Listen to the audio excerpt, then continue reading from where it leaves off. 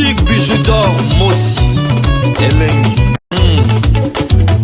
Boutique bijoux d'or Mossi. Voilà, couleur riche. Boutique bijoux d'or Mossi. Boss, voilà, couleur riche. Boutique bijoux d'or. Boutique bijoux d'or Mossi Elengi. Ozu pantalon moi la bataille caro pesi azima ka sa ilango musala. Est-ce que zalaka? Allah luka pantalon la. Olobini na busala tout ça. Bon, maman bijou tomoni en affaire mais na biso. Tomoni musala kitoko siko lilo pesa nini oko pesa batu ba conseil nini pona bango pe baya ko s'investir na domaine o.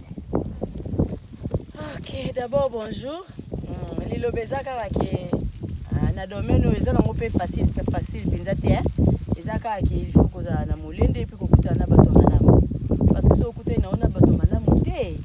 O sa na pe iloko te surtout ba biso to za musika. Hein? Nazo ko encourager bango ka ba ya ba mekaneki ngala meki parce que ngala meki na ngamba la liboso. Mais na moni simbi nango.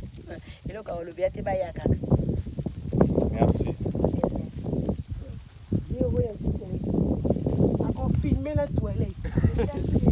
Et surtout, n'oubliez pas de cliquer la cloche de notification qui est juste à côté de abonner pour être notifié à chaque fois que je vais mettre une vidéo sur YouTube.